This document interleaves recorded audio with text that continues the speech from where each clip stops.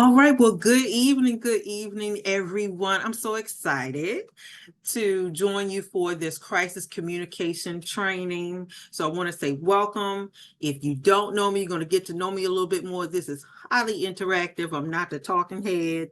And I think this is something that is so important. It's near and dear to my heart. And you're going to see the reason why it's so near because of my background. So yes, Felicia and I know each other from college. We went to Johnson C. Smith together. A little bit about me. After leaving Johnson C. Smith, I went on to have a master's in human communication studies from Howard, but my background is in radio and TV. I served about 10 years in radio, as well as public television and television news. And so that's my passion for communications. But the other part of my life is also being a minister. And so we'll kind of see where that kind of marries. God kind of married those two together on what we find here today. Doing research with communication theory and things like that, it led me to pull a book together. Actually, with Tiaya, Felicia, helped me with some editing on just this crisis communication training. It's called just that, Say It Louder, for the people in the back, where my specific group is helping religious organizations, churches and things of that sort, pull their communication strategies together. And one of the things that I found working in news is, look, y'all, we like to run to the emergency. We want to run to the burning church. We want to run to, what happened in this religious organization. But many times when we got to the church, they were not really apt on how to communicate with us. And so that was one of the things that really pricked my heart to write this book and to put the training together.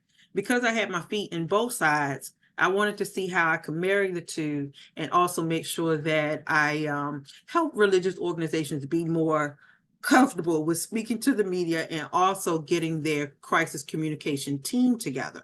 So that's what we're going to talk about tonight. Okay. And also want to tell you, if you have any questions, this is just a stop me along the way. Okay. Should I grab my book? Yeah, grab your book. Because I did get it. Okay, let me go get it. Grab your book. Okay. Felicia's going to grab her book. Thank you so much. While she is grabbing that, we're just going to go over some of our objectives so you know what we are going to accomplish today, or should I say tonight. Okay, so we're going to go into an introduction. We're going to talk exactly about what is really a crisis, talk about crises in the church. There are many different types of crises. So we'll talk about those tonight, on different type of crises that a church can experience. Then we're going to get into the meat of it tonight. We want you to be taking your notes on how we actually pull together a crisis communication plan. We'll talk about the 6 stages of a crisis, because there are stages to how it evolves. We're going to talk about who should be on your team, right? Because we can't, how we can't put everybody on our boat, right? We can't put everybody on our crisis communication team. And then I'm going to walk you through what happens. We're going to have a few scenarios, like what happens, what are those first things that we need to know, and what happens if the media shows up, on the premises of your church or your church event. What do we do? And what are some of the things that we can say to them? Not to just say no comment, right? But to make sure that we're getting the right information out. All right. Right. I think Felicia's getting her book. And hello, Miss Spencer. I wanted to say good evening to you. She may be on mute. Good evening. Good evening. I am here. I'll be in and out, picking people up and dropping people off and cooking dinner and all that good stuff. I know that's right. No problem. I know the feeling.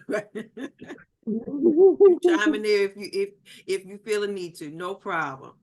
All right, y'all, let's jump on into it. As we talk about this introduction into a crisis, I want you to think about a crisis or church crisis this way. So your church has either been in a crisis, is going through it. Sometimes we don't know about it yet, or you will go through a crisis. So it's really inevitable. And we're going to talk about, I got some questions for you because we're going to be interactive. We're going to talk about some crises that we may have seen. Okay. So it's inevitable. It's something that is going to happen. And many times, I meet a lot of leaders, and I know prayer is awesome. I love prayer, but sometimes prayer is not going to pray away the crisis, right? That's right. That's right. All right, so let's pause, y'all. Let's make sure we understand what is a crisis. And I want you to look at, before we get to the definition, look at that. Look at this beautiful edifice, this beautiful church, but just look at it. What you think happened? Vandalism. Type of vandalism. They showed up maybe Sunday morning and come to this beautiful red door. I'm loving the architecture of it, right? They come to this beautiful door, and look how somebody has defaced the house of the Lord, right? So this is where they ultimately say, oh my goodness, something has occurred, a crisis has occurred. And so basically our working definition tonight is some type of harmful occurrence that really disrupts the normalcy of the day, right? So think about this. It's not normal to have paint on your door. This is a beautiful door, right? It's not normal to have your doors defaced. And so a church crisis can sometimes begin, watch this, internally, and it's going to spill out into the community. Internally, and it spills out to the community. So let's just look at that. We don't even know what church this is or where they're located. Let's just look at this door that has been defaced. It's so beautiful. I love all the architecture around it. Somebody talk to me about, how do you think this could go internally and then spill out into their community? Whether they're in New York or Atlanta or North Carolina or California, doesn't matter where they are. I think, and I'm still looking on this big old bookshelf trying to find the Oh, book on my bookshelf, but I think one way it can go from I think you said inside and spill out is sometimes just even, how shall I say this? I think like the climate around us, like a lot of times, even with like racial divides and things like yeah, that, there can be assumptions made about who did it, maybe. And I might be yes, here, but just an assumption made, and then it stirs up something on the inside that then spills over to the community outside, and it becomes something that maybe is totally not even a part of what actually happened. that's good. That's good. Speculation. Yes. Well, I bet so and so did it. Or there is Go ahead, something that Kelly. has happened, or there's something that has happened internally, and people feel as if they are not being heard by Mm. um, the establishment, let's say. Oh, that's good. That's good. Yeah, maybe something is brewing within that congregation, and we don't know, right? The community doesn't know. And just think about it. Just think about it. What if you live in this neighborhood and you were going out to catch the bus and you saw this? Or you're driving down the street in your car and you stopped at the red light. Oh my goodness. Look at this You may church. feel unsafe to be at the church. There you go. There you go. Or if you live across the street, you're in the neighborhood across the street, or you're in an apartment across the street, you're wondering, oh my goodness, if they're doing this to the church, they might try to break in my car. Who is this? You know? Mhm. So that's the thing that I always want church leaders to understand. Yeah, you could have something going on inside. It could be on your parking lot, as we see right here, your door, but it also affects the community. Okay. Talking about the community, look at this picture on the right-hand side before we get to the left. And it's a little close, but anybody guess where this church is located?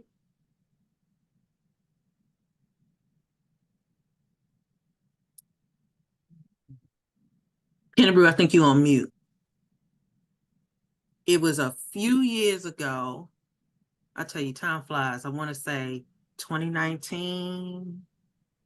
Is this one of the Jewish? I'm just reading the synagogue, temples, mosques. Was that the crisis that took place? Was that on the East Coast? Maybe when the shooting came around the church, in the church, or somewhere around that. I don't know if You that's are, I somewhere. think you're right. So I you know think there was a about shooting at World Changers years ago, it Creflo was. Dollar Church years ago. It sure Like was. that. It sure Yeah. was. I will never forget that because guess what, Felicia? My daughter was little and she was going to the little preschool over there. Oh, wow. Yeah. Yeah. But Mr. Kimbrough, you're right. This picture is Mother Emanuel AME Church in Charleston. And I tell you, as we go over here to the left and talk about some stats, that shooting killing, right, really just shook a lot of religious organizations that, oh my goodness, somebody can just come up in here and act like they wanted to come to Bible study and do this harm to us. And so when we come to this point on why we need it, I share with a lot of leaders, unfortunately, in the world we live in today, there's so much evil, right? But unfortunately, crimes against houses of worship are not going down, but they are increasing. And as Mr. Kennebrew was looking right here, do y'all see that stat right there? Yep. Mm-hmm. All right, look at the lower left. What does that statistic say to you? Incidents of hate crimes. Statistics show that incidents in churches, synagogues, temples, and mosques Increased. Look at that. Mm-hmm. 34.8%, and that was from 2014 to 2018. That's a lot. That's a lot. A lot. Right? That's a lot. And unfortunately, it continues to grow. And so as we pause, we say, yep, it's a lot, it's increasing. But what do you think this says to church leadership? Or what should it say to church leadership? We need to prepare. To prepare.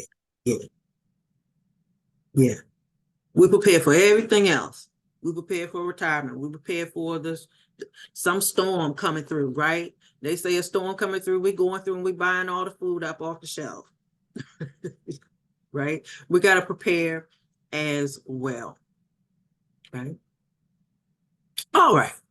Now, Felicia, you actually just went right there because I was going to talk about that. So let's actually piggyback here. So I had a question for us. Can you recall a church crisis that made the news? And Felicia talked about the World Changer shooting. Do you remember?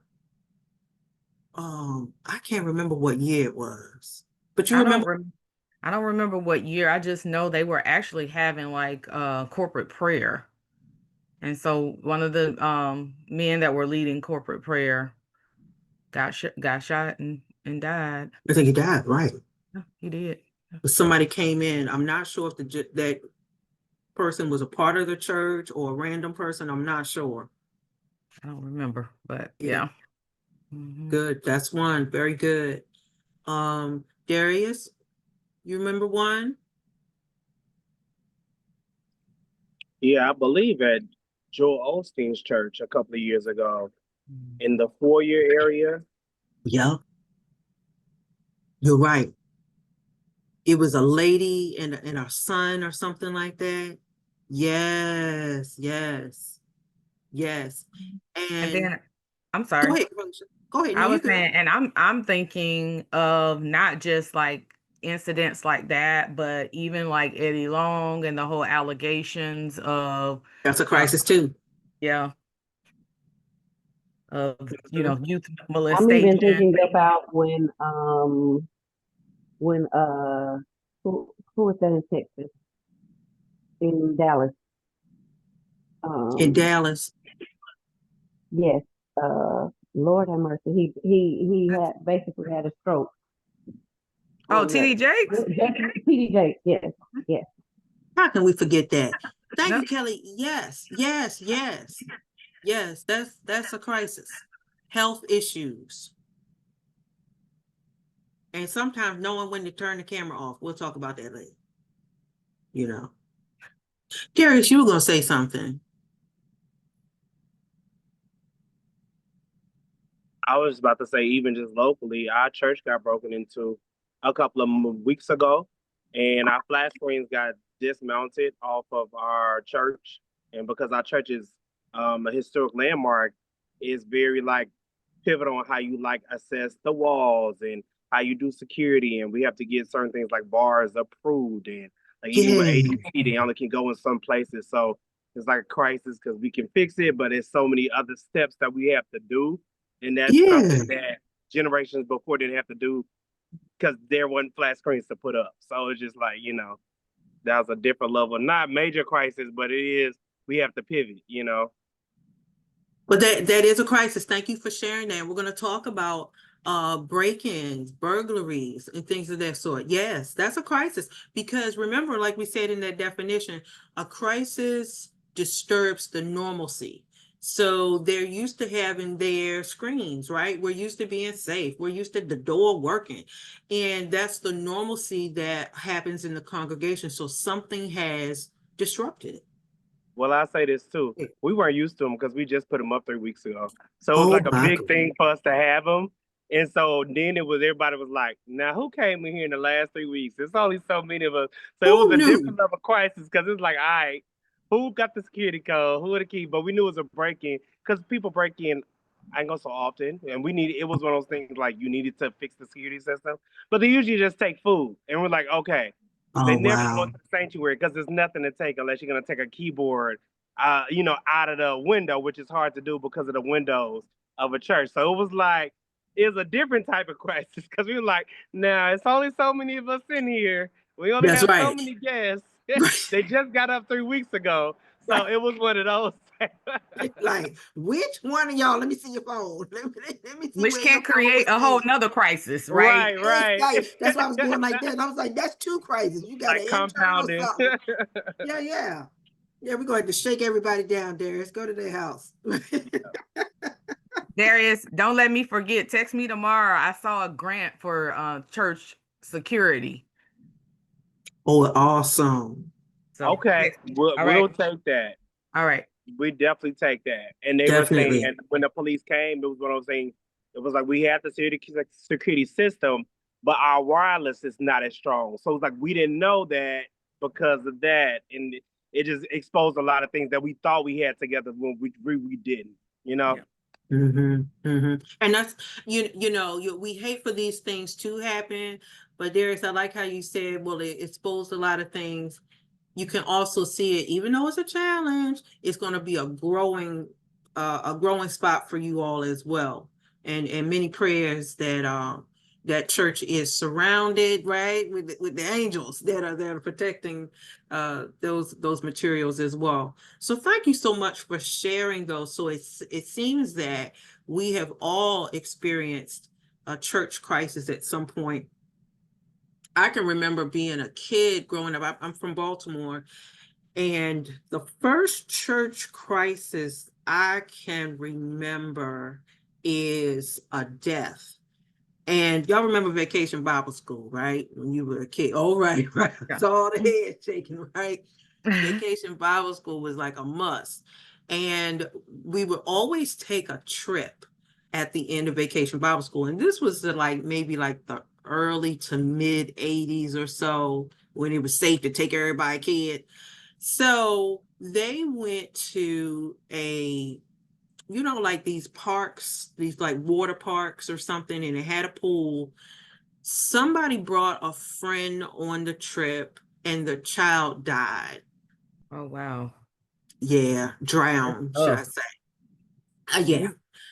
So the child drowned, and after that, it was just like this. How do I explain it? I was young at the time. I didn't go on a trip though, but it was like this dark cloud over the church, and people were talking about it. And I'm sure there was probably a lawsuit or something that came after that. But crises really rock churches, don't they? Yeah. You know, in that particular situation, you're supposed to be going and having fun and fellowshipping with the saints. And unfortunately, that child did not make it back. Okay. All right. So we're going to talk about a few types of crises that can occur. I gave you one. And if you can see my little newspaper down at the bottom, long time ago, right? We're going to talk church bombing. We're going to bring that up. What are some other type of church crises? I heard y'all talking about theft. What's another one? I think sometimes it's just a change of leadership. I mean, Yes. Leadership changes can be a crisis, especially when the church body is not embracing the pastor. let me tell you, Internal disagreement. Internal disagreement. Mhm. Thank you, Kelly. Felicia, you were going to give us an example. I was saying my brother-in-law plays for a church that they you know how they have like the selection committees that look for a new pastor, and they were supposed to ordain, or not ordain, what's the word? Whatever the word. Say that again. Nominate. Not nominate, No. but they were supposed to make him official Selection. Oh, okay. that They particular vote on him. Sunday, and they found out some things about his past that they decided not to move forward with it on that Sunday, and all kinds of fights broke out Ooh, at the church on that Sunday morning. church fights. Church fights. Those are crises. That was a couple of weeks ago. Yeah. Oh, they're going to have to call me. A couple of weeks ago. So Yes, Oh. fights. And Darius, you were going to say one? I just find it interesting sometimes that I can see, two folk fighting on the street, and one day and tomorrow, who people will say is the least of them, and then tomorrow they putting their $3 together to get a beer. But in the church weekend, we won't fight physically, but it'll be more Won't it? disarray. You know what I'm saying? Compared Won't it? to, You preach right there. you feel me? I just find it interesting. That's it. No, that's awesome. You preaching right there, because it's the God honest truth. You right. They're gonna put their dollars We'll put together our to get. differences aside for that good cold one. Look, Sure will. that whole family done left the church. Yeah, and then you never That's see your right. best friends again. You don't see. We got that plenty of friends on Facebook. You don't see them again for years and everything else. But Kelly's who's right. They'll to leave the put it church. together? I know it's right. They will put their money together. Very good. All right, here are some other examples. Sexual abuse of minors. We never want that to happen. Unfortunately, it does. Church van accidents.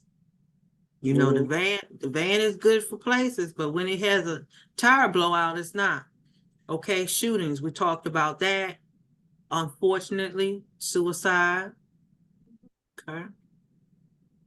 And we saw earlier, right? And some of y'all were sharing vandalism, theft, death. So those are one of them. Death of individuals, death of the pastor. All right. So very good. So we're going to talk about it, so many different types, and those are just a few. But I do want to be a little historic today as we talk about, maybe not so much in our generation, maybe our parents' generation, but I want to talk a little bit about a very, very prominent church crisis in 1963. And I think at the time, going through, they're not really thinking like, oh my goodness, we're on TV, but it really did rock. Not just Alabama, not just Birmingham, but it really did rock the nation as well as internationally, because this was something that was not just on our news and our newspapers, but international newspapers were covering this church bombing. Okay. Y'all remember not remember, we may not have been here, but in 1963, we heard about it, right? This bomb was planted in the 16th Street Baptist Church, and 4 little girls lost their lives. And one of the things when I was writing my book, it was really interesting to find out. Now, remember, y'all, we got phones and we have internet and cell phones, house phone, all this stuff. Even during that time, 1963, reporters were calling church members. They were going to their homes, trying to get information, going down to the hospitals, trying to get updates on the others, who were injured. But this media, the media really descended upon Alabama and Birmingham, and they just really, they swooped in to get the story. Okay. All right. Let's hit right here as we talk about an example.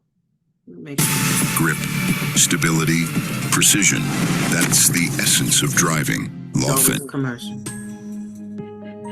Okay. Real quick, let me know if you can hear my audio. And this is real quick, and we're going to chat on the other side about this church van accident. A church van carrying 18 people crashed after going across a 4-lane highway. It ended up in a ditch filled with water. It happened in Glades County, Florida. And I hate to have to tell you that 8 adults died. The 10 others were injured, including a 4-year-old boy. It looks like the van was going east on Stairway 78, and there's a stop sign T intersection. The van traveled through that across all lanes of US 27 and struck the embankment of the ditch. Why that happened or what led up to it is under investigation, and hopefully we'll be able to determine that. Just after 8 a.m., troopers were able to pull the church van out of the canal. They have put it up on a tow truck, and you can see that the front end of the van is completely smashed in. It's not a heavily traveled road. There were no witnesses to the crash. In fact, one of the passengers waved down, I believe, another car and called 911 initially.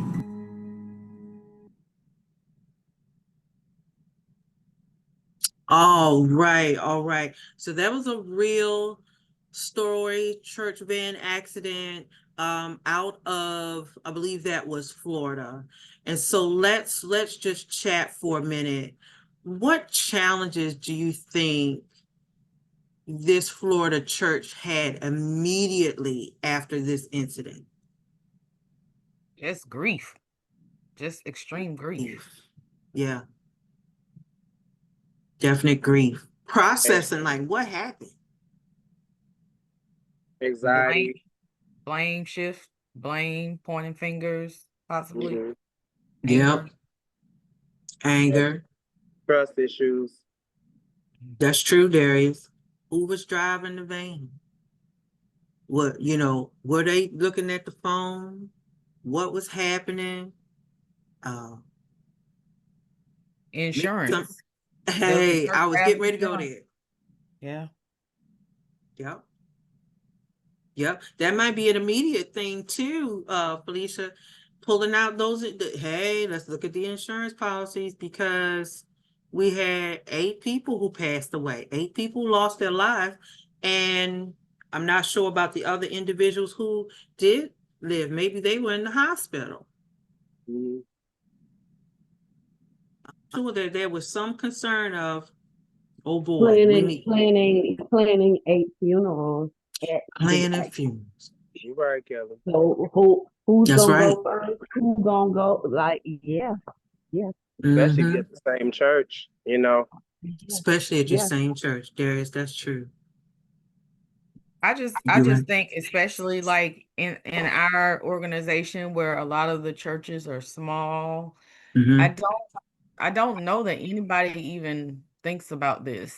I think most of it would just be something that people would be expected to carry on and do the business of their family, however their family is going to deal with it. And it's not necessarily something that people even think about, that it Yeah, happened with a group of youth traveling, to the with youth conference. leaders to wherever, yeah, or anything. I know recently, Kelly, I think your kids were on the bus where there a group traveling down to Florida, and the bus broke down or whatever. Mm. That's a small crisis compared to these, but you still got a bunch of kids sitting And, on the side of the road waiting. correct. Kids and elderly people where it's like it's a small crisis, but for a parent that's not with them, Yeah, it's It's huge. big. And Right. for me, that caused, and Darius, you said, I don't know who said, that caused a lot of trust issues for me Kelly, of the that's way that it good. was Talk dealt about the with. trust issues. Oh, Can she hear you? can you hear me? Yes. Talk about the trust issues. That's good. Um, it was so I was calling, texting the person that was in charge, asking for updates. I wasn't getting any updates. Oh, Um, and they finally got back to Atlanta, and the response that I got was very defensive instead of "I'm sorry." Mhm. my goodness. And to this day, that was two years ago. To this day, it's still not an "I'm sorry." Mhm. When you were, So my children ain't never gonna get on that bus again. mhm. Yeah, and that's the There you lingering go. impact when stuff's not handled properly. But There it you doesn't go. have to end up like that if people understand that. Well, one, I think, because I understand too, a lot of times, and I don't know that specific situation, but sometimes as the person that's in the situation and you are the leader and you're trying to figure it out, there's a lot of stress, there's a lot of things where True. you're thinking the way that you need to. And that's why I always say the process is for your protection. So There you go. in my space, when I'm teaching people about process, I always say it's for your protection, because if you have a process, then you don't have to think about what you need to do. You just follow what has been the process that has been set in order. And that process should say, make sure you're communicating with parents, make There sure you go. these things are happening. And therefore, you can prevent this lingering impact of something that could have, I mean, because we all have had tires blow out on us. We've all had Mm, breakdown. We know enough about just how life happens to us individually where we can understand things, but I don't ever, never gonna understand you not communicating with me about my that's child. it. I'm That's never it. gonna understand that. And as a parent, look at here, we will turn over heaven and earth to find that child, to get there. There is no expense that we won't put through. But I like how you said, just tell me what's going on. Is there a SOP in place? What happens if there's something that happens like this? Is there a key person that we can all text? We don't need to be texting 10 people, but is there a key person that's going to disseminate the information timely? Maybe we're going to give updates every half hour, you know. And I feel you. I feel you as a parent. I'm like, okay, Kelly, I'm with you. Yep, never again. Right. We say never again because the trust is broken, right? And that leads to you The having trust to replace the every person. day. That Said Kelly, I didn't hear you. I was I talking. said yes, the trust is done. she said the trust is done, right? Yeah. Especially when it becomes dismissive. When Yeah. when I when I am expressing my concern as a parent. And I was saying the other side of that is that person who was in charge of that might have been a key person for the church, might have been a key person for that organization. But a lot of times, because stuff doesn't get handled properly, you end up having to move that person out of that position so that trust can be restored, Mm, because it mm. oftentimes cannot be restored with them Yeah, in that yeah, position. With the same yeah. person, correct. Correct. And that's why, when we have these powwows or your crisis communication plan or whatever you put it, you are saying, hey, look, I like how you said, Felicia, let's get all these things in place because we don't want anything to happen. But God forbid, if it does, we have these processes in place. If we need to move somebody else on the team, right, to assist with the youth department, we might need to pull the youth department leader in. And it's okay. We need to pull some other folks in to make sure we get this communication out. It's all right. Mhm. Mm-hmm. Good job, team. All right, very good. So other crises that I wanted to list a couple of things we already talked about, like the bombs, but I want to highlight, if you look on the left-hand side, y'all, I don't know about your church, but we like to eat. Y'all like to eat at your church? Yes, we do.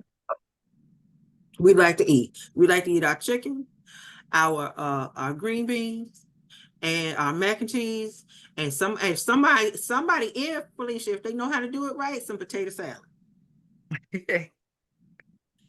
However, potato salad needs to be refrigerated. I was about to say, and they leave it out too long. Leave it out too long, or that fish was a little expired for y'all try to fry it up, and we can't fry off germs, and so now, people are sick. Food poison. That's what I want to highlight. We got to be careful about who's in the kitchen or what type of food we're bringing in for the anniversary, funeral, whatever it is. We have to be very careful with food. So food poison can definitely be a crisis. A lot of our churches are going through scandals. Excuse me, I heard some of y'all mentioning that earlier, whether it's a church split, personality issues, pastor issues, logical issues. There's a lot going on. Okay. All right. So let's go right here. Did you know that there I'm sorry, Kristen, I was talking and I was on mute. I was saying the theological issues, I think, is one that we don't take as seriously as we should. And that's it. That's it. With theological issues, that's it's also, Felicia, I want to add this too. I think the United Methodists, it's some church I was just watching. There's some churches that have been splintering over theology and starting different groups or different churches or something like that. There's been some places where they're like pulling out. Yeah. And that's a crisis.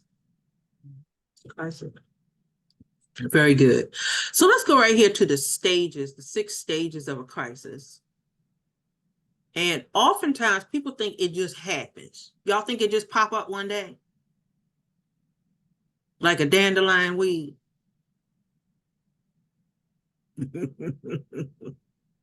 I think some do just pop up. Some do, but some things are brewing that we can prepare for. Yeah. I heard some do, and some are brewing. You got it. Some are brewing. So we're going to go over a few stages. Let's look at this one. Darius was talking about the cameras at your church, right? So the first stage that we're going to look at is, was there any type of preparation? Was there any type of prevention that could have occurred? Darius was talking about the cameras, right? Some places, and yes, Felicia, that's right, send those grants, because that's a key thing that helped Mother Emanuel AME. If they did not have, if y'all remember, the camera of the boy, yeah, the boy that came in the front, I forgot his name, but he came in the front door to go to their Bible study. If they did not have those cameras, it would have been even harder to find him. Y'all remember they had the camera, and we had a good description of what this person looked like. Okay. So was there any type of prevention? Was there any type of preparation? That's what you were talking about, Felicia. Was there any type of meeting before? Now, you're right. Some things cannot be prevented. However, some steps can be taken to prepare for, the ultimate worst. So, for example, you were talking about that, the Florida church that we saw, the van crashed. Maybe that church was coming back and saying, oh my goodness, did we prepare? Did we have enough forms on each child? Did we have their parents' numbers? Yeah. Did we have all of their information before they went out on the trip? And a perfect example of that is that camp that, where they had that flooding here recently. Yeah. Yeah, that's a perfect example where they don't even have a roster. Like, don't even know who's with you. Not even have a roster. And see, everything is wet. Yeah, I don't know where my phone is. The computer is destroyed. Yeah. And it makes me think about that prevention and preparation are not just about having a plan. It's about doing certain things that require maintenance. So when Darius was talking about the security and not the wiring not being up to code, or the wiring, not having enough, the Wi-Fi not having enough bandwidth or whatever to do what it needs to do, like some of it requires more than just sitting down, thinking through and talking about a plan. It really requires resources and money. That's right. That's because right. maybe that van didn't have proper maintenance on it. Maybe the tires were bald. Yep. Maybe it was an old van. We can't afford to get a new van. Yep. Vans are expensive. Cars are expensive, but vans are even more expensive. Yep. So I don't know. Again, I only know where I am and where we are in our organization, and just thinking about the fact that everything, so many decisions are based off of resource allocation. Yes. And availability of resources. And we don't think about what the other side of that looks like. Yes. And the cost of not being prepared, not doing the maintenance, not doing the upgrades. We don't think about the other side of it. Sometimes we got to cut corners because we don't have the money, right? It happens. Not to say it's right, but listen. Churches are strapped because our congregations are going through. Yeah. They're losing jobs, or we're trying to figure out how to live on Social Security, things like that. And we get it. We get it. Very good. So that's the first stage. Let's look at the second one. Looks like a little box, right? Felicia, what's uncovering? Some crises have warning signs, others do not. The detection phase. Okay. The detection phase is when the crisis communication team first learns about the situation. Chances are a crisis has been brewing for quite some time and leaders chose to ignore it. That's what Kelly was saying. She said, well, some of them could be brewing. Yeah. Right. Now, of course, some of them just pop. We didn't know that the person was going to come in and start shooting. Some of them just pop, and it's unfortunate. However, uncovering also could be something was happening for months. Something could have been happening for years. And everybody kept looking at so-and-so and just ignoring them. There was a church back home in Baltimore that I did a training for. There was a situation, we'll call it the domestic situation, where the young lady's significant other, I'll say ex-significant other, she was trying to get rid of him, kept showing up at church. And he, had some mental challenges. He would just keep showing up, keep showing up, keep showing up. He would just kind of sit and just kind of sit until one Sunday, he kind of stood up in church and, kind of was talking and threatening her. Thing had been brewing for months. It had been brewing for months. Even though him coming and being there, they couldn't like pick him up and throw him out, but his behavior was just weird. It was brewing. So that was a domestic situation. All right, so something happened, right? The shooting happened, the burglary happened, and now we're in the third stage of finger pointing. I heard this earlier. Felicia was saying that's the blame. Like a burrito. That's This Kelly. Oh, Kelly. I'm sorry. You're making us hungry. I'm sorry. We're hungry. Yeah, and it's normal, right, to shift blame, isn't it? And listen, this almost sounds It's human. It's human. Yeah. My example almost sounds like yours, Darius. Let's say, for example, when a break-in happened, someone may assume the alarm wasn't set or somebody left the door open. Look, we had people pointing and everything else. It was on the low though. We was glad they was there, but we still was kind of people was just like, we're like, no, wait a minute, let me got check that the many house people. out.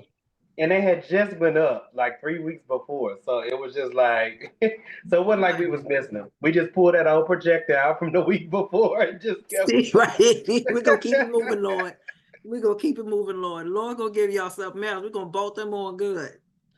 But what threw us off was there were 2 extra flat screens, and then we had to do better with security that were still in boxes that was sitting right there in our back fellowship hall where they broke the window. They could have just got those. They just didn't see them because it was dark. We were like, y'all can take those. We already got, like, we okay. Right. But you gonna rip them off the wall. They were sitting in the box just dancing in front of them. They was like, you know what? It's easier to rip them off the wall. Somebody had to show their muscles. I'm like, okay. Somebody ain't smart. They didn't expect it to be that easy. That's right. And I want to know how you got it home. They had to put it in somebody's car. So the fun game now is because they were Roku, every time they try to change their login, we switch it back. And so we have this like tug of war thing just to see how long, like until they show back up. So they can't even log into them. I love it. That's right. It's a Roku. You can't track it. So yeah, last time we saw, we're in Little Rock. So last time we saw, they were in Memphis. So they're making a little travel. Like they're getting around. So they were in Memphis last time my church clerk checked or whatever. But they in Memphis. Wow. Isn't that something? All right, so we're up on stage 4. Limitation. This is where we got to try to do what? Almost think about that word. Gotta cover it up. Gotta try to cover it up. Yeah. Control. We want to keep it from trying to get out of hand. Yep. Okay. Now, every crisis may not be, this big thing. However, when we think about the shooting at Mother Emanuel, or you were talking about the one that happened at World Changers, this thing has blown up. And now the media is there and people are talking about it. The police is there. Sometimes it's almost impossible to put a lid on it because it's literally exploded. Everybody knows now. But there are some crises that are not that big that you can kind of put a lid on it, where you can bring the people together and say, hey, look, this is what it is, and this is what we did about it. End of story. Okay, if it's small enough. All right.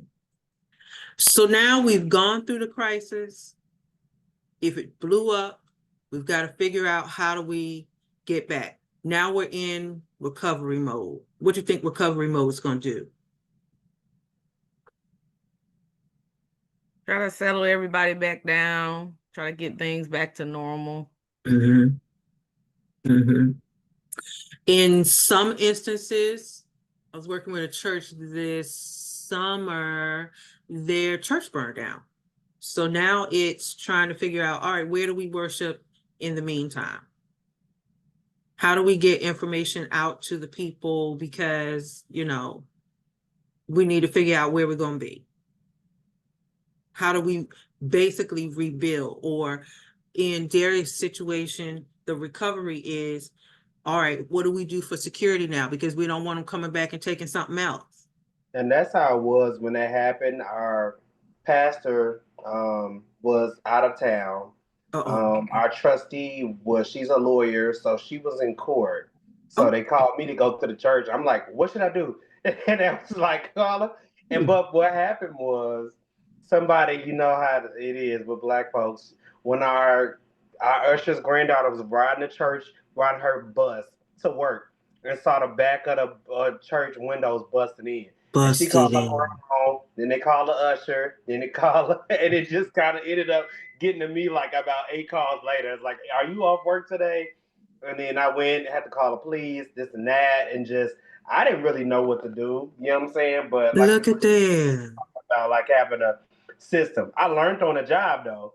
You know what I'm saying? Right. They threw you in the water, right? Yeah. But then I had to be there like all day because that person had broken into other people, so they called a crime line. So it was like fingerprints and pictures. It wasn't like one of those regular just get a ticket and go home. That's what I thought. So it had like 8 police cars in front of our church. I was like, I hope like the hood news don't come and it's blogged out like something. You know how it is. It's called Live Right Hood News. It's on Instagram and tell you like what's popping in the city. I was like, please don't drive by a church, right? But see, that's the thing. That's what I want people to know, because if they're driving by and if the news picked it up, that would have been prime for them to come and say, hey, what's going on? Can you tell us what happened? Even if you just say, hey, somebody come and stole our TVs. Oh, they're coming for that. And that is now, even if it's not news cameras, we have so much social media that Correct. goes up on Instagram, Facebook. Yeah. ATL Scoop would have got that. Oh, yes, they would, Kelly. Oh, what's the Atlanta hood news reporter on IG? That's my favorite. The dude with the robe and the hat. Oh my God. They would have got that. They would have got that. And you're right, Kelly, you bring up a good point. Social media is often a place where we get our information now. Good, bad, or indifferent. Right? All right. Now, this is, to me, one of the most important stages, but many people don't do it, which is evaluation. So it happened. Let's say the shooting happened, the fire happened, the food poisoning happened, the bombing happened. Okay. And now maybe it's a month later, 2 months later, and we're coming back down. We need to do an evaluation. What went well? What was busted? What do we need to work on? And as Kelly and Felicia, as you were sharing about the van situation that happened with your church, that should have been a prime area right here for a stage 4 evaluation to say, hey, let's look at this and see how we responded. How can we do better? Do we need to have everybody's number on somebody's phone? Whatever it is. But many times the church goes through and they stop at, honestly, sometimes limitation. And there's not a lot of recovery either. Mm-hmm. Yeah. Good. Awesome. So before we move on, let's see if we got it. We're gonna see if we have these 6 stages down. Quiz you a little bit. All right. So which of the following is not one of the 6 stages? Let's see if y'all can get it. So we got evaluation. You think that's it? Uncovering. Finger pointing. Reporting. D. D. Yep. There you go. There you go. I heard a D. Mm-hmm. Okay. Good job. Good job. All right. So let's go to Newport News. Sparkle cleans everyday messes, and it won't clean out your piggy bank. You always got a commercial. You don't have to make feet Here content. we go. A 27-year-old man now has been arrested for vandalizing this church in Newport Beach. There is tens of thousands of dollars in damage. This happened at Christ Church by the Sea. It was early yesterday morning. Now, despite all the damage, this church still held services today. KTLA's Rachel Minitoff live in Newport Beach with the latest on what's going on there. Rachel. Hi, Sandy. Well, the senior pastor tells us he woke up to a voicemail from police letting him know that his church had been vandalized. You can probably see here behind us, the windows are all boarded up, the beautiful stained glass windows shattered, and there's about $80,000 to $100,000 in damage over here. Thankfully, volunteers were able to clean it up pretty quickly in time for services today, and they are optimistic that they will be able to fundraise money for some of the repairs. Take a look.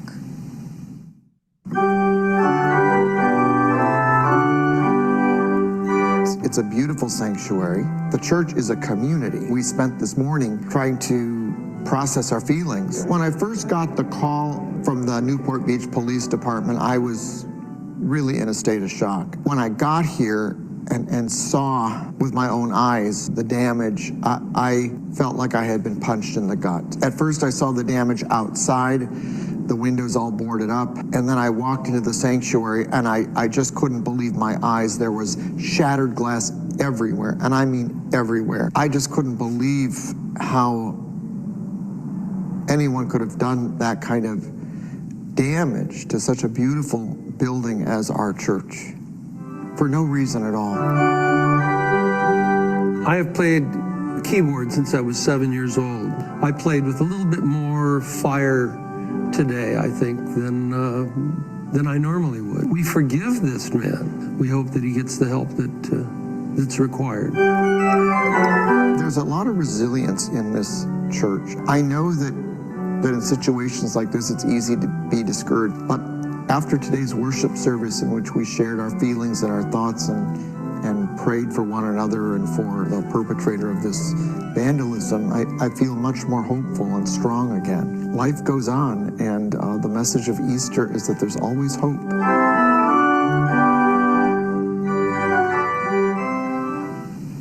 And once police got here, they did arrest a 27-year-old man from San Dimas. He's now at the Orange County Jail. We don't know what motivated him to do this, but we do know that he doesn't have any kind of known connection to the church.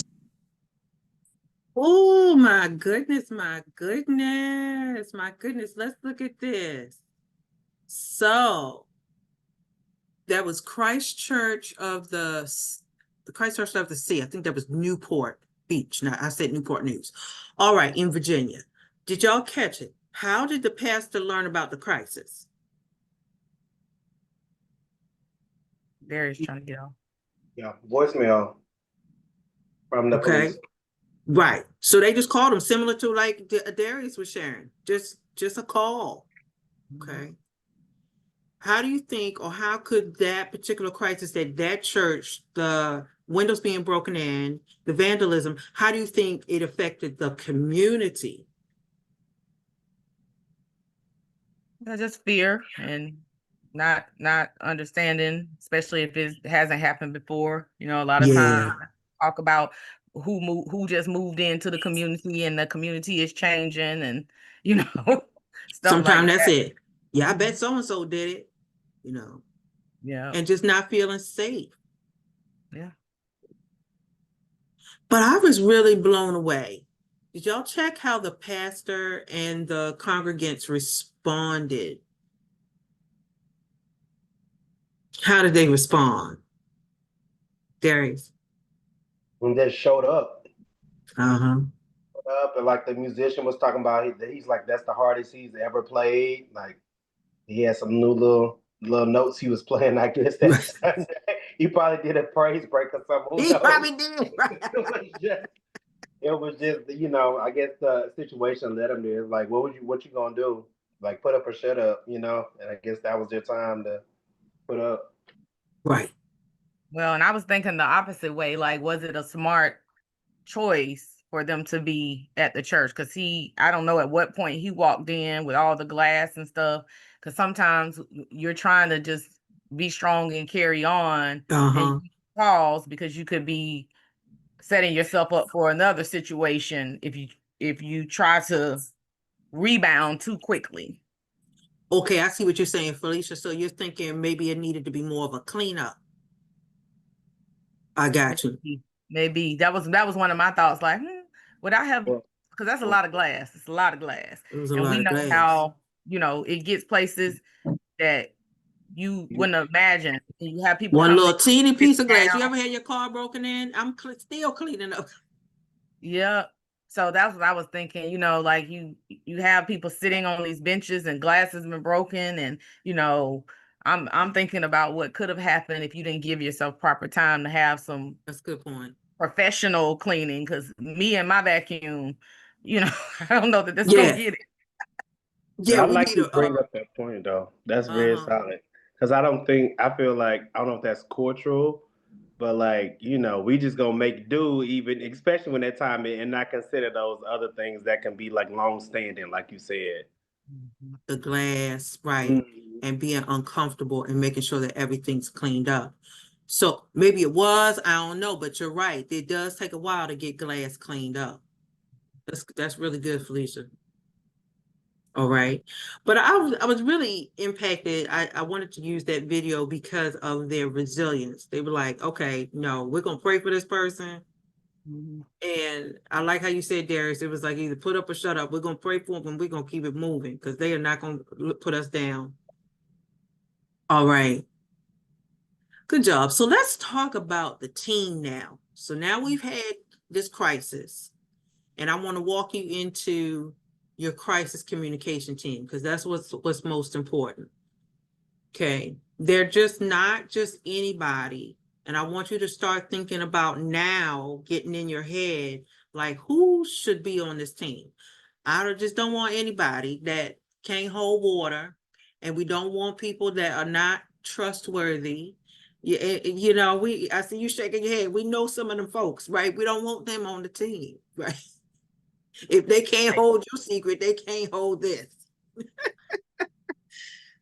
Well, I was in one of the previous slides where you were talking about, I think it was when you were talking about the uncovering and how a lot of times the communication team is finding out, but the leadership team has known for a period of time. And I was just thinking, in our churches, the communication team is the leadership team. Yes. They're not Yes. like separate people. I would venture to say that probably none of our churches have just a communication team that's focused on crisis specifically, even if we have just a communications team, period. So it kind of, the leadership team, whether it be the trustees, the deacons, those different entities end up being the people that are deployed in crisis situations. And to your point, some of them aren't even particularly great communicators. Not, I feel you. Some of them aren't very empathetic, and I feel like those are the two characteristics that you would want the people on your team to be. Empathetic, be able to communicate well. You would want them to be able to hold water, be trustworthy. Yes. When something is not for you to be talking about with anyone or everyone, Yes. And I may be wrong in saying this, but just because, especially in crisis, just because you're the pastor or the bishop or the head deacon or chairman of the trustee board, you might not be the right person to do public communication. Correct. Correct. And we're going to talk about that. That's very good, Kelly. We're going to talk about that on who should be on the team. For example, in terms of your team, if you look down at the bottom, I say no more than 12. Why do you think I say no more than 12 people on the team? It's too many. Just too many It's too ways many. it can go wrong. Too many. We're gonna stick with and I Jesus. remember, I was an assistant principal for 13 years, Oh, and I was in charge of our crisis plan, wow. and so I knew that the principal was not always the person that spoke to the news if they came. And on our crisis team, everybody had, when something happens, you have a specific role. There you go. Because if everybody is scrambling to do one thing, nothing is getting done. Mm-hmm. So the Mm-hmm. counselor had to do a certain thing. The office manager had to do a certain thing. That's I good. had to make sure certain things were done. And so it wasn't, everybody had a specific task or role. I like that. I like that. She said everybody had a specific task. So we know if something goes down, I know my role and I know what I'm doing. That's good. That's good. Thank you, Kelly. So let's talk about who gets on the team. So remember, we said we don't want any more than 12. Excuse me. We're gonna hang just like Jesus. We don't want any more than 12. That's it. So who should be on the team? Of course, the pastor. Yeah, we're gonna talk like what happens if the pastor's not able. Maybe the pastor is the crisis. Okay, so we'll talk about that. But in most instances, excuse me, a head or some places have like an executive pastor. You want to add them in there as well. Some type of head leader. For example, I know I come from a Methodist body, AME Zion. You know, we don't have deacons board per se, but we have trustee and a steward board. Or maybe some people have elder, or whatever it is, whatever your type of leadership is, you want to make sure that the deacons, the elders, or whatever, the stewards are a part of the team. If they have administrators, you want to make sure that you add them on the team, executive assistant or something like that. You want to put them on there as well. If you have specific clergy that you want on there. And I want to pause for a second. Like at our church, we have several ministers, but you want to be careful on selecting the right ones. Just like Kelly said, and we were sharing, we want to make sure that we have the right ones. So if you have a lot of ministers on staff, all 15 of them don't need to be on there. All 10 of them don't need to be on there. Okay, so it may take some time to figure out who is more level-headed, who's more sensible, who can get around better. Okay, so you can put or select particular Right. clergy. And Yeah, go being, ahead, Kelly. and being in those spaces with those 12 people, to be able to say, when we're sitting around the table to do this crisis team, that being able to be honest, to say, even Be though I was honest. the lead of the crisis team, I knew that I was not the spokesperson Yeah, when the news came, yeah. because of my mouth. Like She said because of her mouth. yeah, because we need to make sure it's somebody else, like you said, who's level headed, who is going to respond to questions in the right way. But because of my mouth in the background, I may be able to get some things done and happen when the crisis is actually happening. There you go. She's gonna keep it moving, right, Kelly? Yeah, that's right. You can't put all of the ministers on there. So some of us is wild. So you got to make sure you get the level-headed ones on there. If your church has a security ministry, a lot of churches still lack this. We get it. We're small, but look at here. Look, Darius. It's just a couple of them. If they can share outside, they can share inside. We can get a couple brothers and sisters, because sisters can be on there too, that can help keep the building secure. So if you have security ministry, add them in there. Go ahead, Darren. Yeah, no, I agree with you on that. Yeah, most definitely. And I don't want to get off topic, but security ministry, it doesn't have to be this big thing. I have a handout that I'm going to email to you, Felicia, about that too. But it could be, you may have former military in the congregation. You may have individuals who are security guards, prison guards, or whatever. They can serve as well. So it could be, sometimes we say, well, I don't have this, I don't have that. Look and see who's already there. Yeah. Police officers. Mhm. We had a situation at our church one time. We were worshiping in a theater, and there was one Sunday where this man, we had a lot of homeless people around the church, and one day this man just kept walking up to the stage. He just got closer and closer, and it's like the men like looking at each other. And long story short, the evaluation happened after that. It was all good. But he did go up to the front. He started asking the pastor questions from the audience, just, all of that. And so they had to evaluate, or we had to evaluate as a leadership team afterwards. And what happened was basically ended up with any person who had police background, There military you background, go. they all, decided who was carrying, who was going to do what There you position go. going to be in. They established the different places where people were going to be set up in the church, because we Right. were like, oh my God. I remember that, Fee, because we had a whole conversation about where people needed to sit at that Yeah. point. Yeah. Mhm. And just like what, because like we weren't prepared for that. Weren't Ah, prepared. That was the first, we hadn't had any conversation about that until that time. And, just thinking about like, man, what if this man was armed? Like, how would this have see. played out? It was pretty scary. So, And some of them are armed coming in.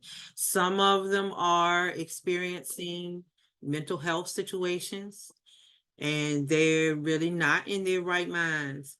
And sometimes they're coming in, we don't know if they're hearing voices or whatever. Others are coming because they really do want to be in the presence of believers. They really do want to be in the presence of the living God. However, we don't know. right. And I think that's the hard part, Kristen, about like these types of situations within church, because there's this Mhm. balance of, not prejudging based off of how a person shows up, Surely. right? And not treating them any differently or responding to them any differently than you would if somebody who came in clean and dressed well. So I think Mhm. a lot of times what we're taught in the spiritual or religious, I'll say, realm, it Right. kind of I don't want to say contradicts, but it causes you pause when you're Mhm. trying to activate what you know just in the natural. Yeah. You know what I mean? Because there's certain things, there are these just biases and these ideas that, okay, if a person comes in this kind of way, you automatically need to be on The guard. buyers. Yeah, you're right. They But come in that with a doesn't three-piece suit, let necessarily, them go. And they got a yeah, gun. right. And some of the most basic people looking basic are the ones shooting up the schools and stuff. They are.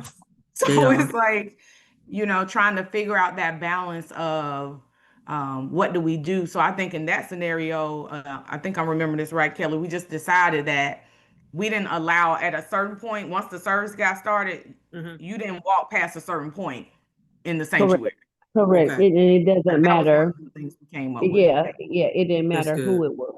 Yeah. It don't matter who it is. Good. Hmm. Good. And that is a very good instance of a crisis. And then evaluation. What did we do? How did we fall through the cracks? Mm-hmm. Right down here, who else should be on the team if you have a IT ministry? Some churches don't, but I put this on here because in this day and age in which we live in, cyber attacks, or if we need to utilize IT to make sure we get messages out, that may be a group, if the church has it, that we can use for the communications team. Okay.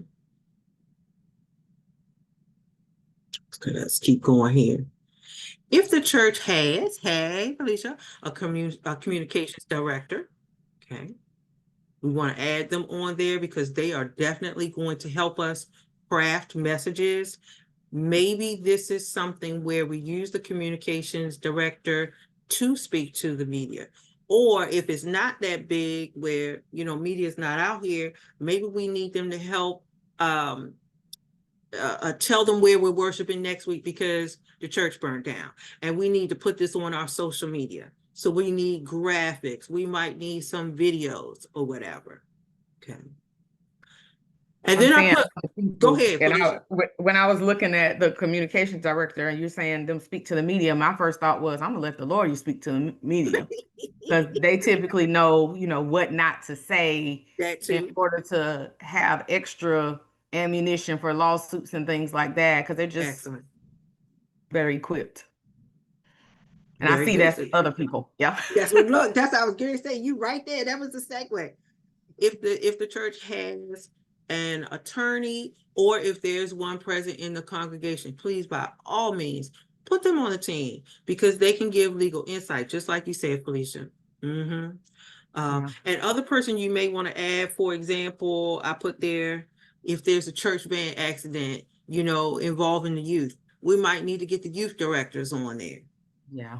In this particular team, right? They need to be on that crisis communication team because they have the expertise, or the chaperones who were there at the hotel or whatever on this trip. We need them. Or if we have any counselors in the body. Counselors, very good. Yeah. Therapists, yeah. Because you're social gonna workers. have, you may have, depending on what the crisis is, you may have immediate counseling that needs to happen or some after effects. Yeah. That's excellent. And this is all good because I know Kelly will be able to take this and all these roles and really just identify people and be able to ask people to build this team on a national level. And then also this is good information that we can then disseminate to just local churches like, hey, this is what you guys need to think about. Absolutely. And that's what I was thinking. Like, we have a national crisis plan, and here is kind of a template, and not just a template, but something that you can actually use and implement when you have at the local level. That's it. That's it. All like your list of all of the different potential crises, I think like for me, I just like to get ready to stay ready so I don't have to get ready. So like just begin to establish like those communication templates, like in the case of a shooting, or just like it doesn't even have to be a shooting, but just an incident like what happened at our church that just kind of put us on like, whoa, this could have been really bad. Like how do we need to communicate what happened, but then too, just how do we need to prepare for just strange things? Because that's not I can't put a name on it, right? I can't put it in a theft bucket or a vandalism bucket or a shooting bucket, but just strange stuff, like things that just uninvited guests. That's what we call it. Right. Yeah, we've had some at our church where and our church is in Smyrna, right? So how you say it, you think that it's in this suburban, that's what I want to say, this suburban place, and everybody's on the up and up. Okay, no, we get the folks that come in and not quite sure what you want, or they're asking for things, they're suspicious. I'll put it like that. And we've had a couple of gentlemen who had to escort a guy out because he was definitely like inebriated on something, but we call them like the uninvited guests, right? Yeah. All right. I'm definitely scratching my head because Kelly, I'm thinking our national convention is like the perfect place for When? somebody who wanted to do something to just kind of everybody's there. All the leaders are there. All the bishops are there. It's in, Yeah, yeah. and we don't. And do they have a I'm gonna plan? ask. I'm gonna ask, but And we have. our security team, yeah, no. I know. I'm gonna ask our She said, security no. just out of There is no just out safety of plan, nor is there a protocol. crisis plan. Yeah, I'm gonna ask them out of protocol. Do they have a plan? And if they say yes, I'm gonna ask to see it. That's the second part because Please sometimes ask to see. our plans are in our head. They're not Plan written, in head. Right. you know. But I'm like, ooh, this is like making me feel like we are like heavily exposed for sure. And most churches are. Most churches really are. And I think about that even in a health crisis of being able, if somebody is having a health episode, I don't know that we have a plan in place for that either. We have nurses. They have nurses that sit at those tables Yes, outside. but That's But what's the what's the plan? real plan? Who is in charge? Who goes and calls 911? Right. Who stands by this person's side? Who says the crowd needs to stand back? You know, everybody has to Yeah. have No, a no, no. I totally, because in Mhm. Atlanta, I ended up some kind of way being on that team. I don't even know how I got involved, but somebody felt like they were having a heart attack and I ended up What? being, yeah. So, That's a real yeah. thing. Yeah. So That's I a had real thing, yeah. had the call we had at my church for a lady's 80th birthday party. Was celebration. It was a service for her at the church, and she fainted at church during her celebration. Mm. And I was like a teenager, and I was like, "Well, that's a way to keep it remembered." You know what I'm saying? And so we had to. So I'm like sitting there as a teenager, like, "So are we still gonna have a service?" And my mama like, "Be Right. quiet." I'm like, "I'm like, All can we you go wanted was home?" Like, cake, you know what I mean? Darius. Like. And they, black folk from back in the day, it's like maybe 2004. I was in high school, and they still had the service. You know what I'm saying? The ambulance Yeah. came in, the paramedics came in, and it was like one of those like we're gonna reflect on the her as if she's right here, but passed out during her celebration. So, Passed out. But but was yeah, she okay? yeah, she was okay. Like she made it through that day and a few, years later and things of that nature. But I think it was like Mm. those little moments. I don't know if her sugars got way. Sometimes it get to be too much. You're right. Yeah, Right. she was It's too much overstimulated. overstimulated. And Felicia and Kelly, y'all bring up a good point where it's a little bit separate of mine, but yes, I want you to put a pin right there because there are proper procedures that need to be followed for a health crisis. Yeah, a heart attack, fainting. We had a lady who had a stroke in church. It was like a mild stroke, but yeah, she had a stroke. So it was like, okay, we need to let's get her out, and paramedics coming in the middle of service. So you want to make sure that there is a process in place to get that person out. Mm-hmm. And Kristen, I think even too, like we had someone last year before the national convention in Atlanta. Literally, well, not it wasn't even before. It was at the very beginning of the national convention. Pass away. That was kind of intricate to the Atlanta churches and the Atlanta delegation that would be at the national. And I don't. Uh-oh, Kelly. Kelly, you there? Yeah, Okay, she went out. she might have Yeah. dropped out. Okay, she'll come back. Very good. So these things, I think we're right on. Oh, I should drop back, but I think we're I know right what on she's saying, Kristen. Go ahead, She doesn't feel like we had a plan to address the grief. And because the convention was in Atlanta, And this person host. I was died. kind of watching from a distance because I didn't know, but I didn't know until a couple of days after, and I was like, hold on, these people have been hosting. You know what Yeah, I'm we saying? were hosting Like the I was convention. kind of like looking, so I was like trying to grieve for y'all because y'all was still like this and that, and I was like, whoa. You know what I'm Yeah, saying? Y'all had to and still yeah, move through. we hosting, we running registration, Yeah, we they doing had everything. thousands of people in town, you know, so they Right, were I the host see. people, you know. And then you have this grief that you're trying to go through.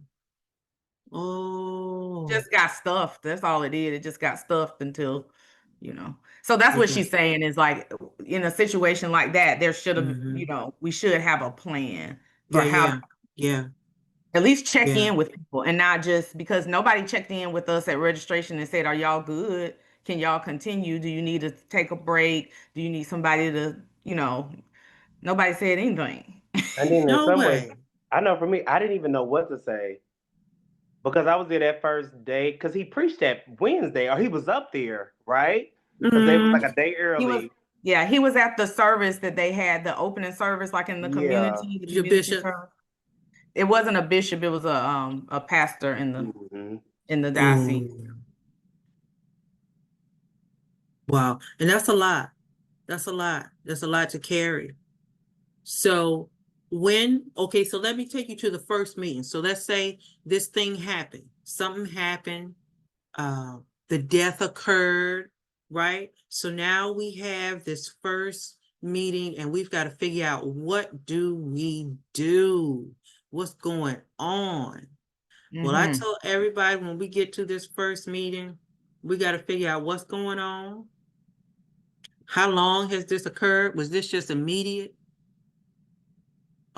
What do we know about the person or people involved? Because remember, like in that van accident, we were trying to figure out how many people it was. Right.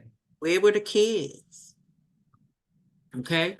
So when we come together somehow, let's imagine that we were at that church where the van accident occurred. We're going to meet, whether we're meeting in person or maybe nowadays we can do it on the phone, Zoom. Please open up with some prayer. Open with prayer. It's a lot going on, but we need the Holy Spirit to guide us, to comfort us, especially if there is a loss of life, yes, loss of the building, but we definitely want to open up in prayer. All right. Then we got to get, as we were talking earlier, we got to get some folks say, okay, what exactly happened? Not what I heard. This is what I think went down. You know, Darius could have said, well, I think it was 3 TVs missing. It might have been 10. No. What exactly happened? He said, I got a call at 8:03. So-and-so said the windows were broken. Mm-hmm. Right. You just give exactly what happened. Yeah. Because I had to call somebody because in the kitchen, they kind of disheveled the kitchen a little bit. So we In didn't the know what kitchen. was taken. And we was like, I had to call somebody. I said, did we serve all that food yesterday? Or was it going? Because we had to get, but you had to call, like, what's actually there? I don't want to make up extra stuff. But, in that moment, I'm just thinking on the TVs, I forgot about what was else there like the day before, Kind of funny how you don't really pay attention to detail until, like you said, the crisis thing. There you go. There you go. So we got to focus on exactly what happened. In that van accident, we said, okay, the van crashed. We had 8 kids, 8 people would die. We have so-and-so is in the hospital. We just focus on what happened. That's it. We can't add nothing else. Then in this meeting, then the third step is, you see that right there? We need the identification. What do we know? Confirm the facts. Who are the victims? Mother Emanuel, they needed to know how many people were in the sanctuary, how many people were hiding, what are the names? Now, at that time, we're not necessarily releasing the names, but we need to know who was there. We need to get all the facts. And this is also where we come together in the meeting and they say, well, I thought the pastor was in there. No, well, the pastor was it was in the hallway. This is where we get all of the facts confirmed. Or if there's unconfirmed information, we put that to the side. And this is where we say, this is what we don't know.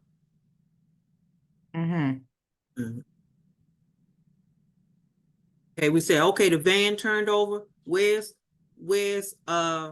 kid A, B, and C? Don't know. So that's when we put down over here, look, we need to find kid A, B, and C and figure out where their whereabouts. Okay. All right, so we're gathering information. We know exactly what happened, or we're trying to identify what we know. And this is where, look at the next step. What we need to do, y'all. Think about what's missing. What are the gaps? Do a gap analysis. What's missing from the team? What's missing? Yep. And I wanted to go back to, and I'm saying this so I can have it in my notes. Well, you're fine. But I want to remember these indirect victims, because one thing we don't want is people getting information from other sources. And Right. so being able to identify who we need to be in conversation with that is an indirect victim, family of victims and things of that nature. Exactly. And let's say in a death, right? The pastor passed away. So indirect would be the family members, the spouse, maybe the children. Was this a suicide? Okay, you're right. The direct people, the indirect people could be the parents. So the kids on that van in the video that we saw. Also, you have parents that are like, oh my goodness, you saw that father that was crying. So we need to also pull in the parents of the children.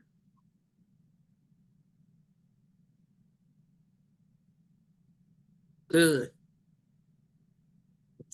And then we say, okay, now this thing is getting big. Do we need to add somebody? If you didn't have the legal people, let's pull them on. We need the youth department on here. We need the music department. You see what I'm saying? If there was a certain area that's been affected, we need to pull somebody in from that area. My brother-in-law's situation is a really good example of that, because when the fights broke out at the church, somebody in the choir said, this didn't happen until these folks from New Orleans got here. Like that statement was made during the fight. So it now has caused this division within the choir, because everybody from New Orleans is like, not happy about it. So he tried to have a meeting in order to bring the choir together and to talk about it, for people to be able to talk to each other directly and not he said, she said. And this pastor that is causing this ruckus didn't want him to have the meeting. So that's a whole nother crisis. But I guess so. But yeah, a good example of that is just something as simple as somebody responding in a way in a crisis calls out a group within the church that then causes that leader to need to be more active in the plan to work it out. Yeah. I know if you have like a crisis hotline, Ms. Beard, because that reflects on other stuff. So we had something in the church group chat. Yeah. But it was an unofficial church group chat. Like it was the one for people who really don't go to church. And then like something I said and the communication wasn't actually accurate. But then I linked up with some people, who don't go to the church anymore, but they knew about it. Because they knew about it. They still in the chat. Like it wasn't they Sunday to come, and they probably won't gonna come again till next Easter. But they knew what happened. They knew what happened. And that happens. Many times the people outside the church might know about something, and then the leadership like, huh? Mm-hmm. Oh, very good. Yeah, those group chats, Darius. Group me is like, oh Jesus, please stop. Travel Now, fast. here's another thing that if something happens, you may have to notify the neighboring community.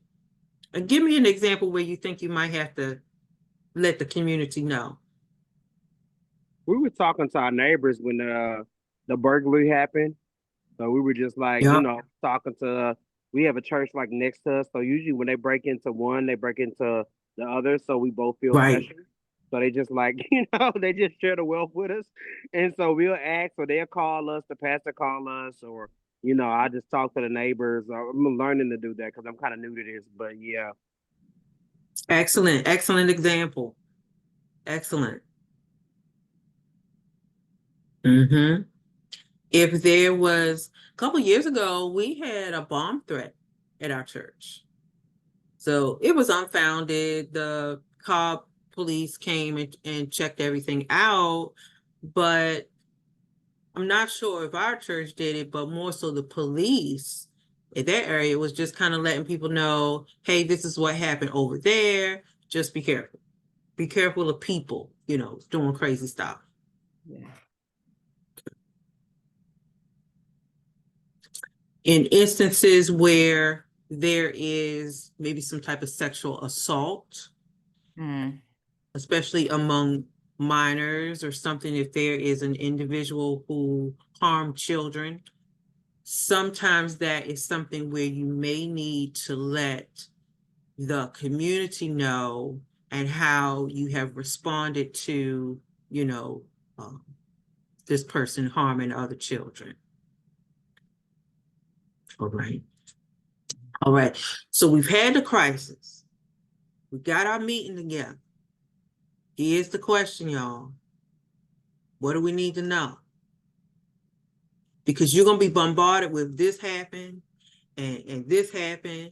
And then if it's big enough, then the police may be taking over. And of course, we're going to let them take over, right? But there are a lot of things. So I want you to look at my puzzle piece. There are a lot of things that we need to know. Okay. Felicia, look at the first thing. Look at that light blue puzzle piece. What do? Determine what needs to be released immediately to the congregation and community. Okay. What do they need to know? And that's going to be where we also might need to pull our legalese on there, because there may be some things that we cannot release. And we're going to get to that. Okay. Okay. Our next puzzle piece, we need to determine if the media is coming, if this is a big thing like Mother Emanuel, shootings. I was just working with a church, I want to say it was Tennessee. This church burned down. Okay. News trucks were there. If the news truck is there, I need to give you a place where you need to be. And if it's big enough, then the police are going to take care of that. Okay. Got it. In the middle there in red, we're going to, like we said earlier, what information can be released? Once again, if this is big enough where the police are involved, they're going to take care of all that. Okay. Okay. So the person, the news media calls, the calls are coming in to probably the main number of the church or who needs to be on that, and what information is that person authorized to communicate to the news media? Okay. Right. Because what you don't want to do is tell information that hasn't been verified, because we have this police investigation or the fires being investigated or whatever. The person been arrested for molesting the child or whatever. We got to let the police handle all that stuff. Yeah. And if there are other questions, let's say in a sexual assault, that person is now in the jail, right? And if they're asking, the media is asking for certain things, hey, you're gonna have to go to the Talk to the police. department. Yeah. They Yeah. booked them. All we know is they've been arrested and They've been booked. arrested. Right. Yeah. Now, when their trial is and how long they've been messing with kids and all that, we don't know. Right. Right. We don't know that. Yeah. Okay.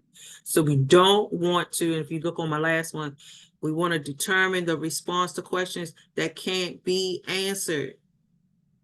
Sometimes we just don't have all of the information. If you don't have it, you don't give it. Right. We don't give it.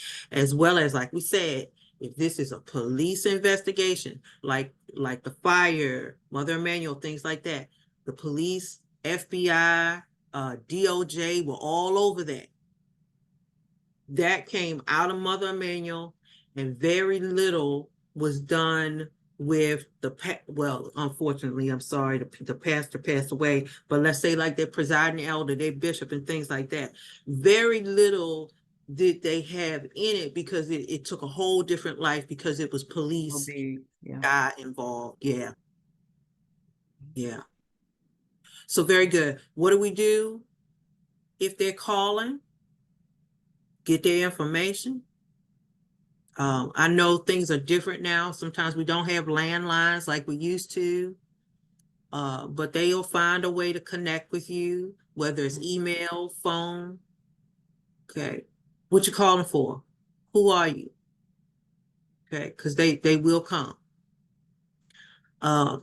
Many times just explain that, hey, I can't talk to you right now. We'll have a spokesperson. Just like Kelly said, whoever the spokesperson is, maybe it's the pastor, maybe it's the youth department person, maybe it's the musical director, because they're involved that way. We're going to have somebody return their call. But what we're not going to do is entertain their call as soon as they call or email or whatever. Do not respond right away. Especially if it's a hot ticketed thing, don't respond, because you want to make sure that you're giving the right answer. And the right answer might be, we're gonna have to refer this to the police. Can't talk. We don't have any more information about it. Right. Okay. If they physically come, now, if this is a hot thing, like I said, like a Mother Emanuel thing, police are going to take care of them and give them the boundaries and where they need to stand. If there's, in that type of situation, you saw the crime tape. So they couldn't get up on the church steps. That's where the boy was. They needed to make sure that they kept all of that sterile. Okay. If it's something that we need to make sure we record who's calling, okay, record the emails, because like I said, sometimes it's not so much call, it's more so email now. But just keep a log of who's reaching out, and we'll get back to you. But if we don't have information to give, we're not giving it. And if it is a police investigation, we let police handle it. Their PIO will give them that information.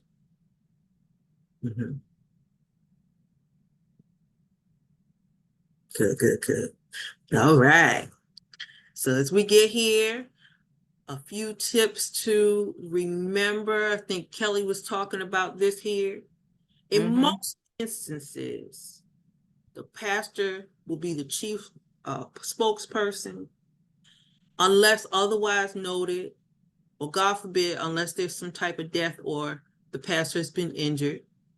And like we said, that could change just depending on the nature of the situation, right? But here's a big one, y'all. Do not allow children to speak to the media. Okay. Your baby was on the church van, right? Or they were at the, I told you about my instance. Please don't let Isabella speak to the media. Kelly, that's your baby. That is my baby, and she is baby Channel 2 News. She gonna tell it all. She gonna tell it all.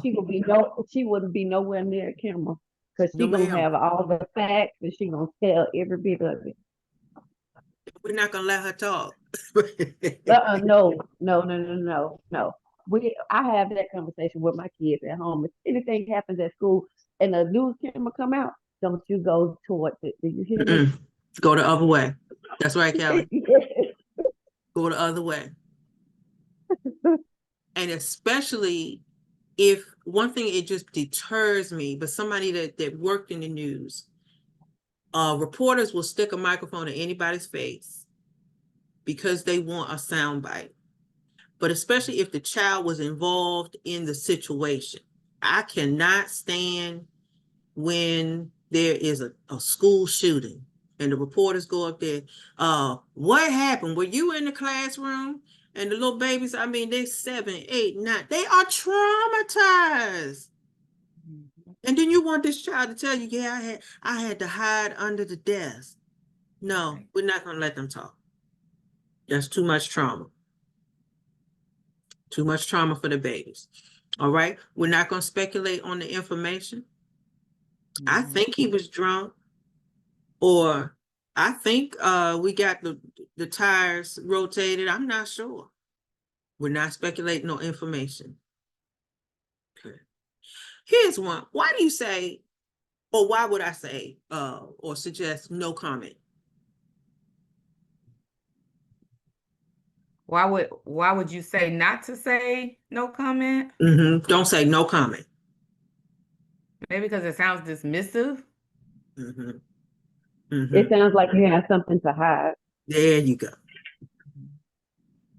There you go. And it's a common statement that people use when either one, I don't know what to say, two, I don't want to talk to you. It's a common thing that people gravitate to. Okay. But we can just simply refer them to, we will get you the information when we have it, or we don't have that information. Okay. Said this earlier, just a recap, right?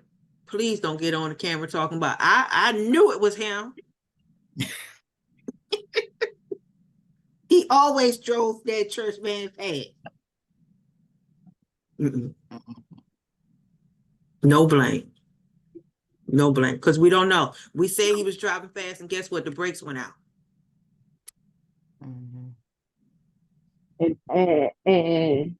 And now his family got a lawsuit against y'all because y'all done said something about him. There you go. That was unfounded.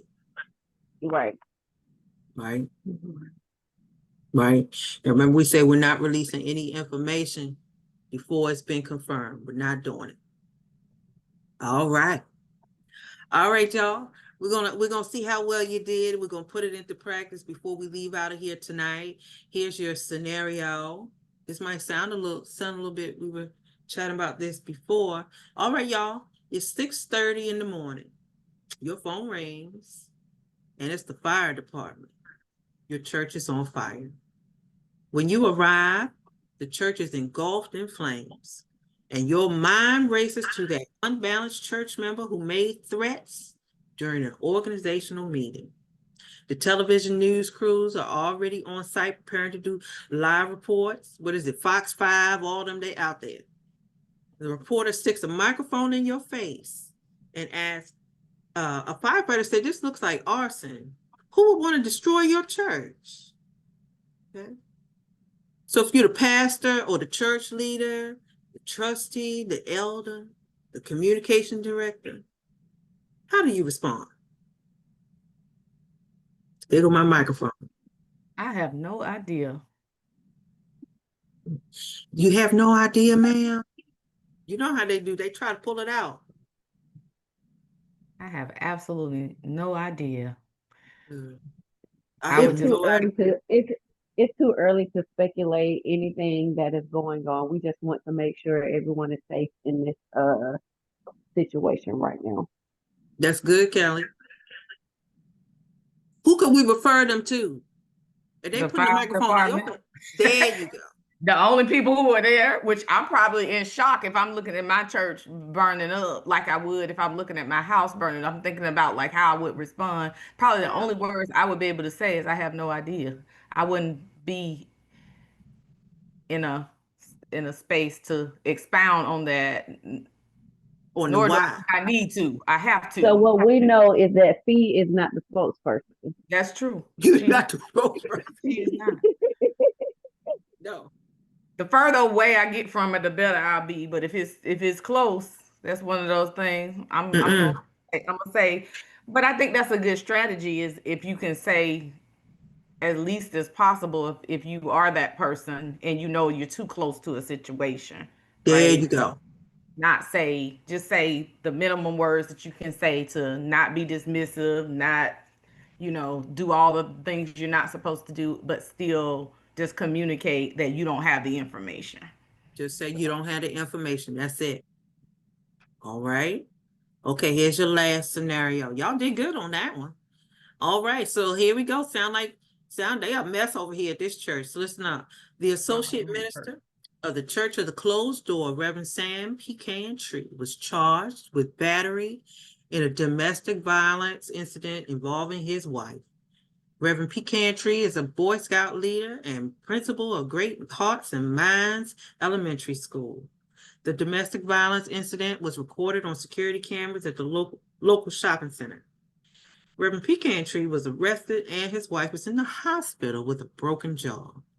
The community is in an uproar after seeing this video because you know how I get around. Reporter called the church at 10 for more information for the noon news broadcast. All right, y'all. This is a horrible time because the pastor on vacation.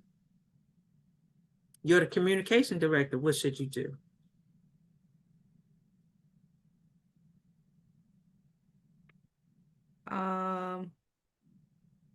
So one thing I would be thinking about, because my first thing was I probably shouldn't answer the phone quite yet, but it said that they're gonna have a noon broadcast, so they're gonna say something. They So will. I think that's when you have to decide, do I want to, communicate something so I at least know that what I have as truth is being spoken, or am I just gonna let them say this happened at the church and fill in all the blanks like they do. But I think you can tell them what you know.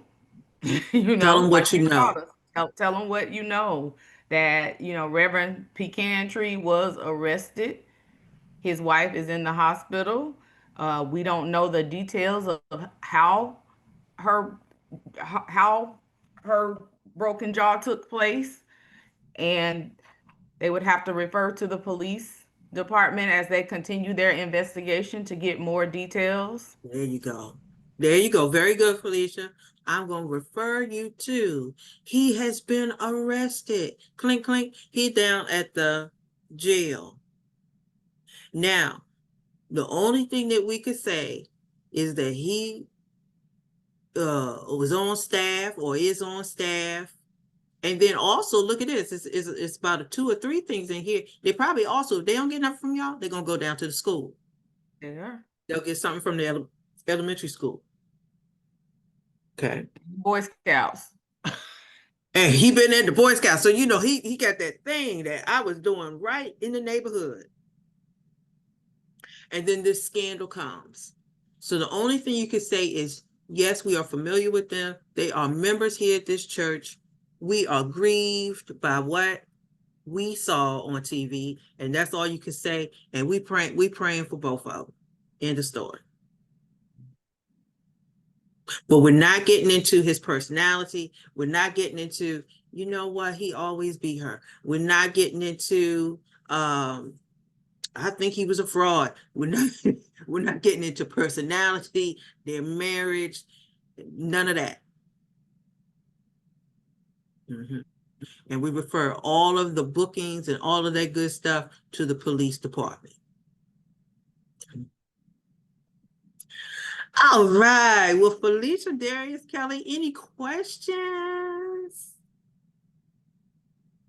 Yes, I have one. Thank you so much for what you've been sharing. But do you have maybe like a fact sheet, a contingency sheet that we could use for, some of the scenarios that you mentioned earlier today? I do. And Felicia has the book, and I'm also going to. So Felicia, you want me to email some of the handouts to you, and you can distribute it to the team? Yes. Uh-huh. And then maybe how to also get the link to your book too, because I didn't know about that. So I would Surely. Okay. purchase. Send that over. Uh-huh. And it's on Amazon too, Darius. Okay. Okay. Okay. Just so you know, I had my book for at least a year, maybe 2 years. Yes, ma'am. She had her book. Long time ago. I thank you. Thank you so Felicia. much. Thank you so much. Darius, I'm gonna draft like an email after Fee and I talk to try to get these Go plans ahead. together, and I'm gonna put you on it so you can help me with it.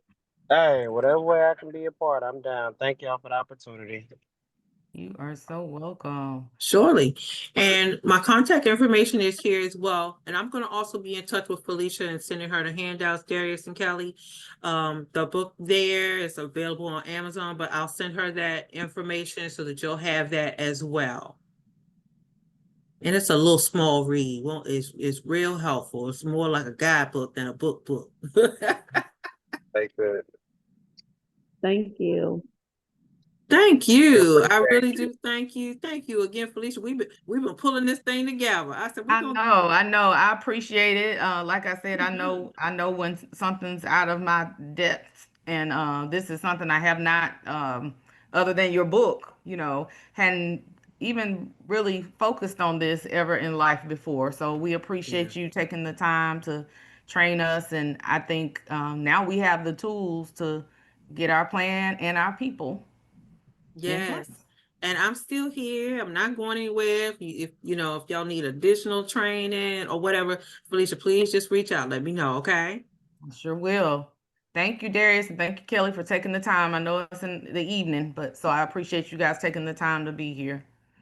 No problem. Thanks for considering us. Appreciate it. Thank you, Y'all be nice. everyone. All right. Y'all have a good evening and stay blessed. Thank you. Good night. Good night. Thank you, Kristen. Thank you, Felicia. And I'll send the link over to you. It'll be on a YouTube link, so you can just watch it whenever. Okay, cool beans. Okay, dear. Good night. Have a good evening. Bye-bye. All right.